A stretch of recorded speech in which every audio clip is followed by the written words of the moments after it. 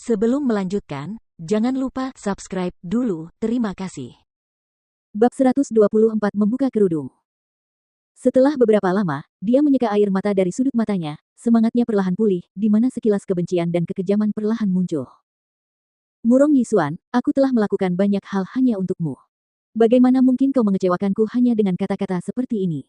Aku tidak akan membiarkanmu melakukan apapun yang kau mau. Kau ditakdirkan untuk menjadi milikku. Berbeda sekali dengan apa yang terjadi di kediaman Feng, di sisi lain kota di halaman Feng Jiu, patriark tua Feng yang telah dibawa kembali ke tempat itu seperti anak kecil yang menjelajahi tempat baru, melihat ke sekeliling dengan takjub sambil bertanya dengan rasa ingin tahu, Feng kecil, tempat siapa ini? Dan kamu juga, mengapa kamu masih mengenakan cadar di wajahmu? Dia mungkin pelupa, tetapi dia tidak kehilangan akal sehatnya.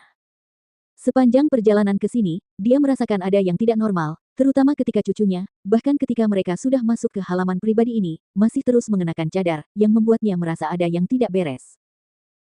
Maka, kilatan jelas bersinar dalam matanya dan seringai nakal muncul di wajahnya ketika dengan sekejap, tangannya terangkat dan dia menarik cadar dari wajahnya.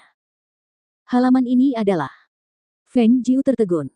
Sebelum dia bisa menyelesaikan kalimatnya, cadar yang menutupi wajahnya telah dibuka, memperlihatkan wajahnya yang rusak dan penuh bekas luka. Wah, apa yang terjadi di sini? Patriark tua Feng tersentak, menarik napas dalam-dalam, seraya bertanya dengan marah. Dia hanya ingin sedikit menggoda cucunya yang berharga dan dia telah menarik cadarnya untuk melihat mengapa dia terus memakainya di wajahnya. Dia tidak pernah menyangka bahwa dia akan mendapati bahwa wajahnya telah rusak seperti itu. Ini adalah cucunya yang paling disayanginya, cucunya yang paling berharga. Siapa dia? Siapa yang berani mencelakainya seperti itu? Feng Jiu menutupi wajahnya dengan kedua tangannya, tidak pernah menyangka bahwa kakeknya akan tiba-tiba membuka cadarnya. Itu benar-benar di luar dugaannya karena dia tidak ingin membiarkan kakeknya melihat wajahnya yang sudah sangat rusak. Siapa orangnya? Katakan pada kakekmu. Siapa yang bertanggung jawab atas luka di wajahmu? Patriark tua merasa sangat kesakitan dan matanya tanpa sadar menjadi merah di sekitar tepinya.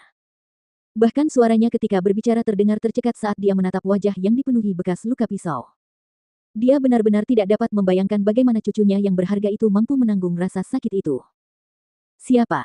Siapa yang begitu kejam hingga bisa merusak wajah seorang gadis sedemikian rupa?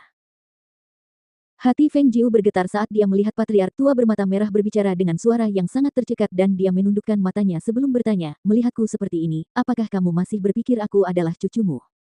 Dengan penampilan seperti ini, apakah kamu masih bisa mengenali apakah aku benar-benar cucumu? Mendengar kata-kata itu, patriark tua Feng akhirnya tidak dapat menahan air matanya lagi karena air mata itu mengalir di wajahnya yang sudah tua. Dia melangkah maju untuk memeluk Feng Jiu dan menepuk kepalanya dengan lembut sambil menghiburnya dengan penuh kesedihan. Feng kecil, jangan takut, tidak perlu takut. Kakek akan dapat mengenalimu, tidak peduli bagaimana kamu berubah, kakek akan tetap mengenalimu. Kakek. Feng Jiu tidak dapat menahan diri dan berteriak. Kata-kata yang diucapkannya itu berasal dari lubuk hatinya yang terdalam, dipenuhi dengan cinta Feng Qingge, dan juga dipenuhi dengan perasaan Feng Jiu. Mungkin, sejak pertama kali mengenalinya, hatinya telah mengakui dia sebagai kakek Feng Jiu. Patriark tua Feng melangkah mundur, kedua tangannya memegang bahunya sambil berkata, Feng kecil, beritahu kakek. Apakah ada sesuatu yang terjadi saat kakek sedang menyendiri? Siapa yang membuat wajahmu rusak? Feng Jiu terdiam cukup lama, lalu berkata, ada Feng Qingge di kediaman Feng. Apa? Patriark tua Feng terkejut ketika dia berkata, kamu mengatakan bahwa ada seorang penipu di rumah. Itu tidak mungkin, kan? Ayahmu, anakku tidak sebodoh itu, bagaimana mungkin dia tidak mengenali putrinya sendiri? Melihatnya melirik ke arahnya, patriark tua Feng buru-buru melambaikan tangannya dan berkata, kakek tidak meragukanmu, tapi hanya merasa agak tidak percaya. Tidak seburuk itu jika orang lain yang gagal mendeteksinya, tapi bagaimana mungkin anggota keluarga kita sendiri tidak merasakan apapun?